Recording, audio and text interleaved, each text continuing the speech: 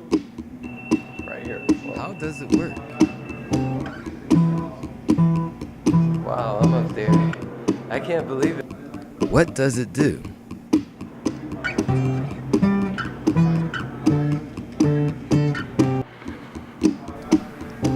What makes it really tick?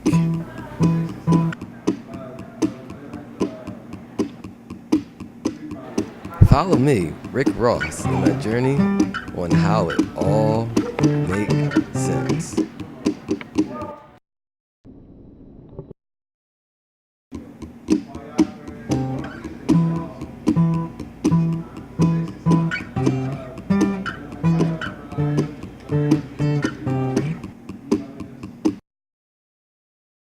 This is Rick Ross from ARICKROSSPRODUCTION. And man, I got a surprise for y'all. While I was walking, I saw this nice little company called NextFAB.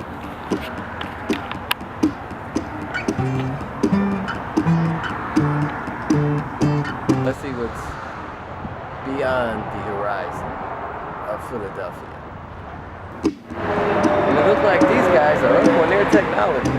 Let's go and check them out.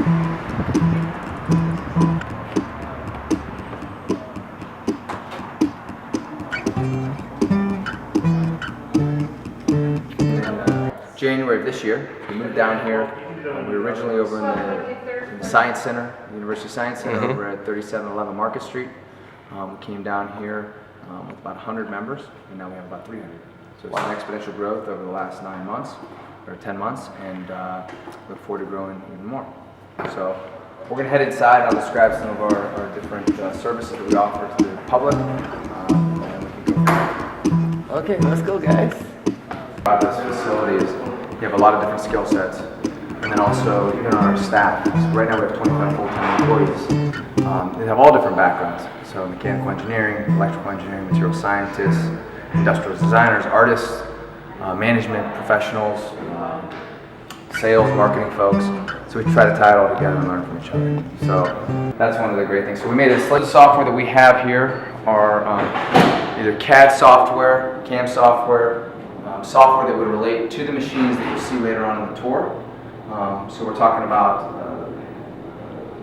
software such as SolidWorks, Rhino, Grasshopper, Adobe Illustrator, Photoshop, some software for electronics with Arduino and Eagle as well. So this is our classroom. We have classes here. So everything that you see in the facility from a machine standpoint, technology, you can get trained up on either through our regular scheduled classes that would take place either in the facility or in this classroom, but also through private training.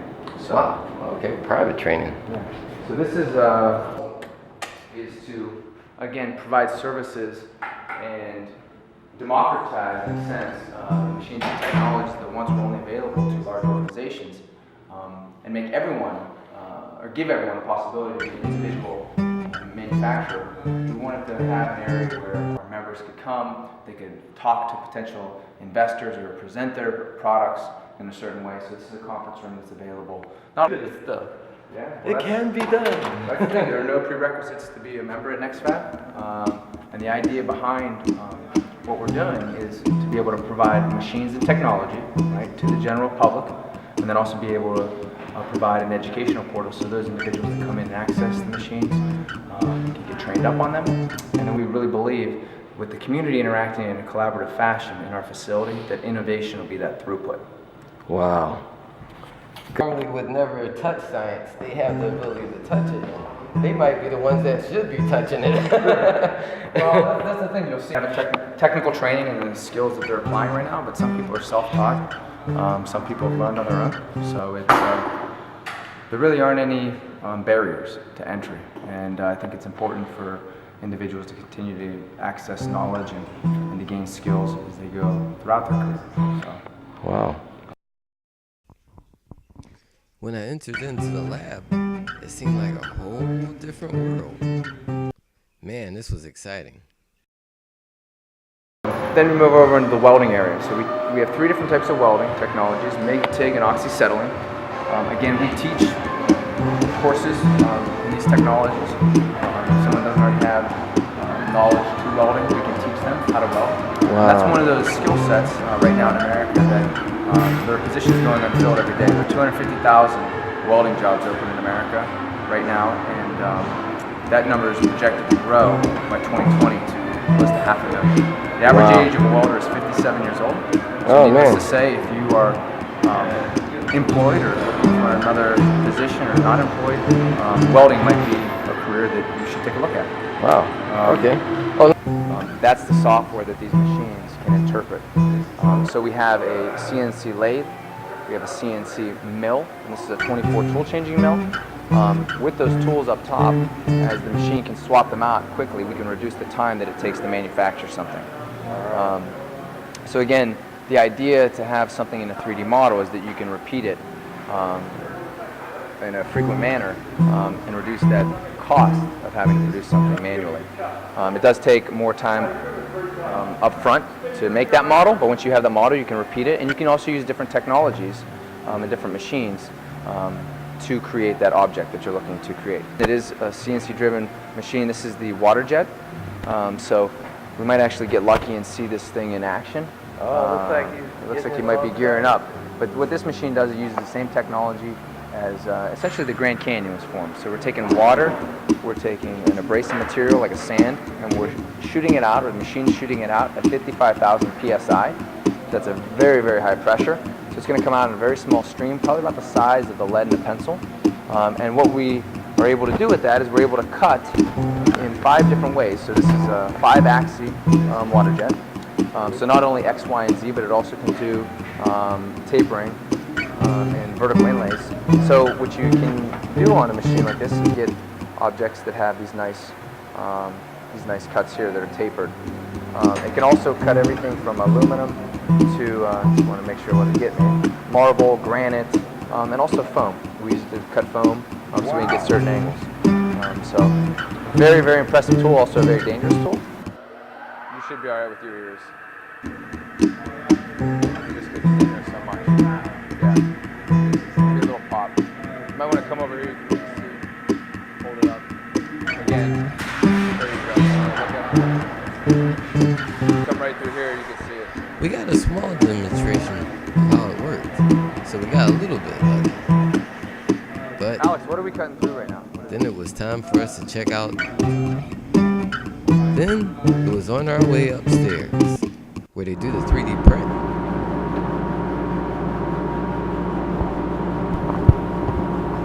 That's when I met Chris. He's what you call a 3D printing guru. This guy really knows his stuff.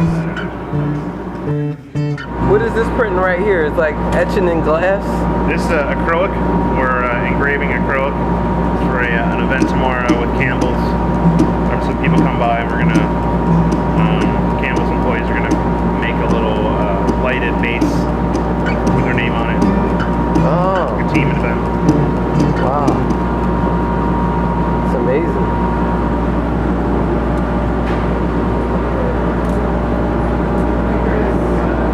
What you gonna print out real quick, or you gonna print City Hall out real quick? Wow.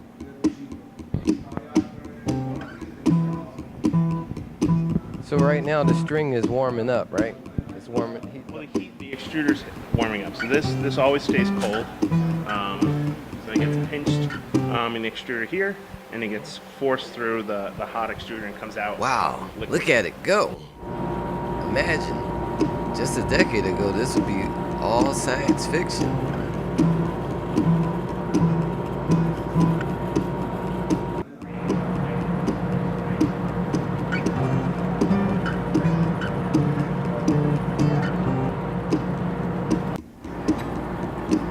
It's amazing how technology changes with the times.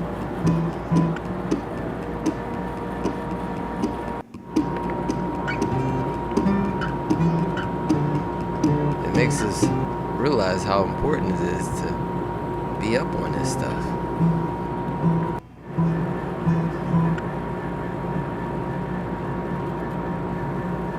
And knowing is half the battle.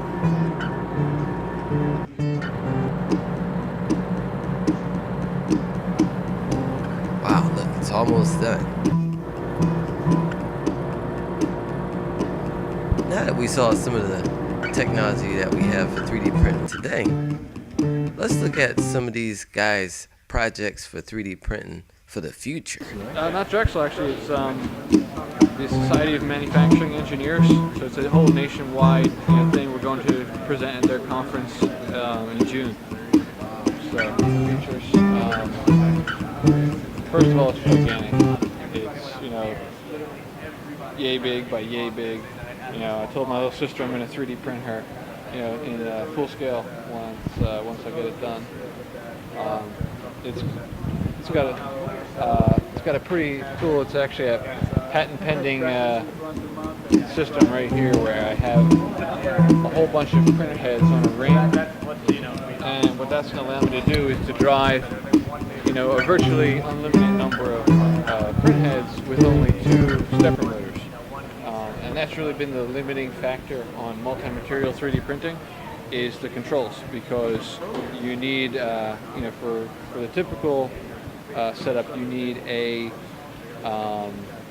motor for each print head, and you need a control, for each motor, and you really can't get anything off the shelf. So you have to, make your whole, motherboard up basically, if you want to add more than 2 materials to an off-the-shelf thing.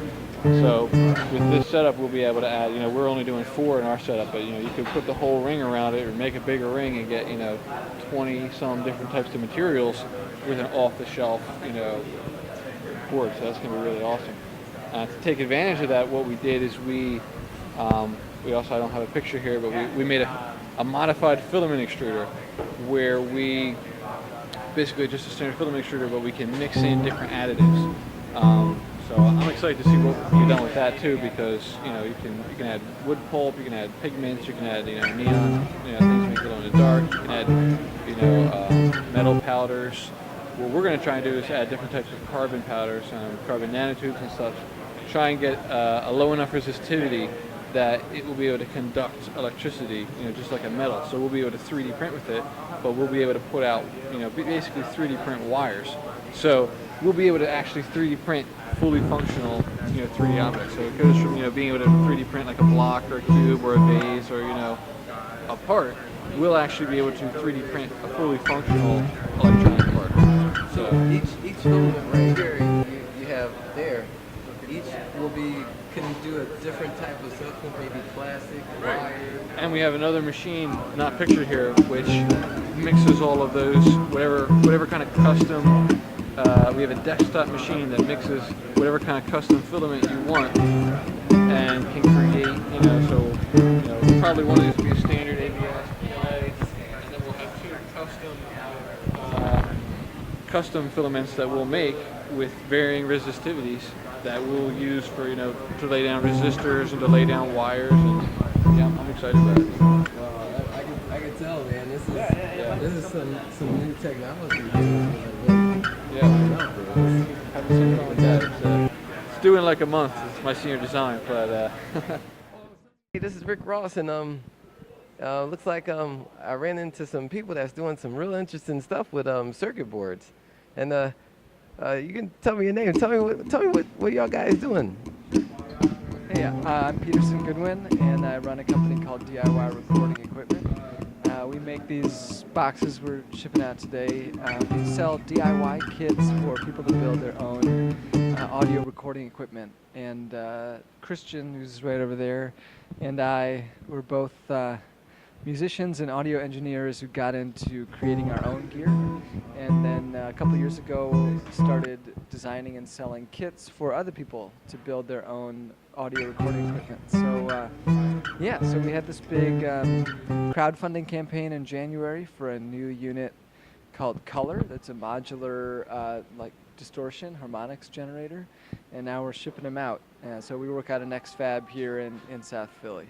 So with with building it yourself, you can get the same thing or better for half the price usually, if you have the time. Yeah. I started the company in 2011. Yeah. And what's your website? You have a website? Or? Yeah, DIYRecordingEquipment.com. Oh man. Cool. And how long y'all guys been a member of NextFAB? For about a year. Oh, a year? Yeah, it's been awesome. I've been doing so much more here than I was capable of before I joined here. Yeah. Yeah, I guess they give you the equipment to basically do all that stuff that normally only a gigantic company would be able to do. Yeah, that's a good way to think of it. It's like small companies with access to big company tools. Yeah. Jim was actually a customer. Peterson. Probably around 2 years ago, I started to get into audio electronics, and I stumbled upon his site through YouTube, looking up videos of how to solder and this and that. And 2 years later, I'm working with this guy. Oh, yeah. I'm more of a strings guy. He's more of a drummer. So I mean, we could potentially make a band, but we're too busy shipping out these things. Too busy making Yeah, money, huh? yeah. Oh man, that's so awesome. I'm a strings guy too. Oh yeah.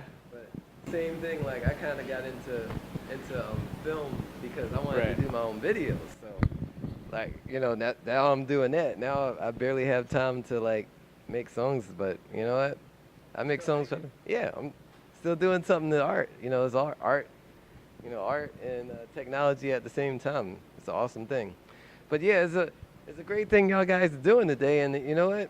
I think NextFAB gives us all the tools to kind of like do some really great things, just things that we just have in our heads. Be like, oh, it'd be cool if you'd actually do it here. It's pretty cool. Well, it's great talking with y'all guys, and you know what? We need more people like this doing these kind of things. So. Not only are there software viruses, they're also sexually transmitted coded DNA. Oh man, you got me. What's in the box? Tell me what's in the box. Please tell me what's in the box. I'll tell you in a little bit. For more information, I gotta go to the website. Exactly. Come on, tell me what's in the box. What's in the box? Hi, my name is Maximilian Maksudovic, and I am the software lead for BioMeme. BioMeme, we turn your smartphone into a DNA analysis lab, enabling anyone to discover the biological world around them. So the idea is you're sick. You go to the doctor. You don't know what's wrong with you. They will do a blood test, a saliva test, send it out to a lab, and then 2 weeks later, you'll find out what's wrong. So how the lab does it is this technology called PCR, which stands for polymerase chain reaction. And the idea is that DNA is really small and it's hard to see. So a way to be able to see it easier is by making copies of it, making billions of copies of it. And so how it works is that you have DNA. It's double-stranded. Heat that DNA to 95 Celsius. That double strand becomes 2 single strands, kind of floating like this. Basically, then you take some chemistry and you cool and put them into these little tubes that we have right here. And this is exactly how they do it at the lab when you go to the doctor. And so inside these is a bunch of different little enzymes and other chemicals that you need. So you heat them up to 95, you separate the DNA, and then you cool it down to 60 degrees. Once it hits 60, if there's some bad bug in that sample, the enzymes will attach to that single strand and then make a copy. And so from that 2 single strands you had, now you have 4. Next time you do it, you'll have 16, and then 32, and then up to 1 billion times. So within half an hour, you can find out if you have the flu, if you have malaria, dengue, anything. Ebola, exactly. So, Oh man. yeah, so that's the essence, that's the underlying technology that's inside this. And so the problem is that these PCR machines that are available now, they're locked away in big expensive labs and in universities. And so what we're trying to do is shrink it down, make it real cheap, add your smartphone to it, and therefore anyone can go around in this mobile package and look for E. coli in their water, look for salmonella in their tomatoes, see if their child has the flu, or basically anything that has DNA. And we're discovering there's all these incredible technologies coming out that require DNA to be looked at. In the 1970s, to use a computer, you had to be a PhD or spend a lot of money. And people said, oh no, the layperson will never use computers. Well, if you look at today, everyone's using computers. They're all, supercomputers are in their pockets now. And we believe that the same thing will be for biology and for DNA in the next few years. And so that's what we're working on, is trying to enable anyone to discover the biological world around them. Engineering lead and Jesse, the biology lead, they were working at a company doing some really interesting disposable agricultural test for farmers. And over lunch, they were thinking about, well, why can't we use the same technology on a smartphone? And so, like a cliche, they quit their jobs, built a prototype in Jesse's grandmother's basement, and showed it to an investor, and they gave him some money. And then okay, yeah, and Max, the business lead, they're actually cousins, and so Mark was telling Max about this idea. And and Max was, this is the idea that will change the future. And so Max started helping feed more money into this little idea. He actually got the first iOS developer to build the prototype app, and then it just kept going from there. We actually moved to Philadelphia from New Mexico. That's where Jesse and Mark were from, due to the Dream It Health Accelerator. It was a great incubator for health-based companies, and they just loved the idea, and they took a little bit of equity and gave some money to get this thing really started. With that money, they hired me, and I'm actually from California, so we're all transplants to Philly, but really falling in love with this great city. And ever since then, it's just been a lot of hard work and building new prototypes and new versions of the app, and this box, which is what we hope that you'll buy at CVS one day to do your own testing at home. And so let me show you a little bit of the app. We're going to find the location. We're in Philadelphia, Pennsylvania. We're going to choose a test. I actually don't have any real tests, so let's make a flu test. Okay, I'm going to check for flu. And this is the kind of chemistry. We're going to use molecular beacons. And we're going to do 40 cycles. And then here, I'm programming now the hardware. So it's going to go so hot, it's going to go so cool. And then hot and cool, hot and cool. Yeah, and so each test needs slightly different parameters. So if it's malaria, you would need to heat it for a specific temperature and bring it down to a specific temperature. Flu might need something different. Malaria might need something different. So each test requires little bits of different parameters. And so that's what we use biologists and other partners who are experts in biology to help create these tests for the consumer. All right, so then we're going to give an ID. And we'll just call it, we'll test myself, right? Maxi, okay, and we hit continue. And so now we just got to make sure that the machine is on, and we see it's on with this green button. We confirm that, and we start the experiment. And now it's going to connect via Bluetooth to our little hardware unit here. And then the test begins. Wow. And so this takes about 45 minutes right now. And then after the 45 minutes, you'll have a result. Wow. You can take us to home. Exactly. And then think about this, right? Because we're trying to make this as cheap to produce as possible, so that we can deploy thousands of these devices all over the world. So what you can imagine is because we're using the smartphone, we have an easy way to transmit data, right? Cellular networks are all over the world, and therefore you can actually do real-time disease monitoring around the world. Open up Google Earth, and you'll see little pins drop every time there's a positive result for malaria, every time there's a positive result for Ebola. You could see that in real time, thanks to this device.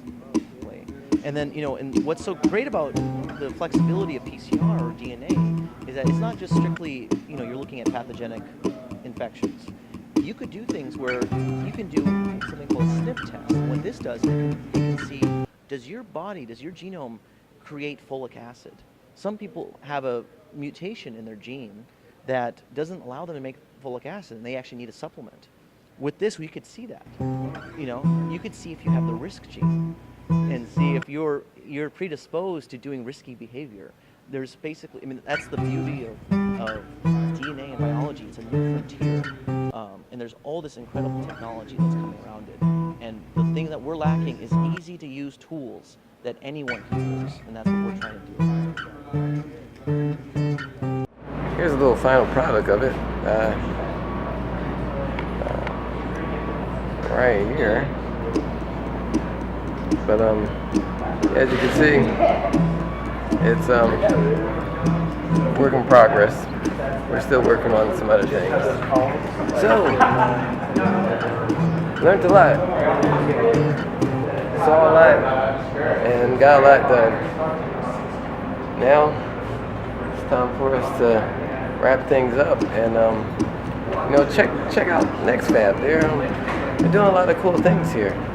You'd be surprised, and knowing is half the battle. But we all know no tour is complete until you check out the backyard. So this is our bike garden. Oh, this is the little bar right here. It's a little bar area, yeah. Well, more importantly, this is, it's definitely a place for social gathering, which we feel is very important, again, as we stated at the beginning. We take a collaborative approach to everything, so we want people to be able to interact, either whether it's staff with staff, or staff with members, or members with members. So this was actually one of those areas, I should say, blocks, not even blocks, I should say sites in Philadelphia where it was basically just tile or rubble. It was one of these old dilapidated houses that had fallen down and nothing was being done. So what we did is we got access to the land, and we had 3 members that worked on this. They are landscape architects, and they came up with this idea to use reclaimed concrete, Kentucky bluegrass, to have these bike racks on the outside of the area so we can maximize the space. We're going to put tables here. Oh man! But instead of just putting a normal bike guard, so we're going to put normal bike racks. But we tapped into the creative side of our membership base, and they came up with this idea. So we made these bike racks here on site. They were cut on the water jet that we saw earlier, which hopefully we'll see again. And that reminds me of the sneak back there. And Wow, science and art cooperating with the environment. This place is real beautiful. I didn't expect that. But wow, Philly, we gotta look around, keep our head, look up, and see what's going on. I mean, there's so much technology right in the city alone. I mean, it's all there, and all we gotta do is just reach out and just take advantage of it. I mean, as many times as I've been skateboarding around the city, I never really thought to really come in here and really investigate on what's going on here. And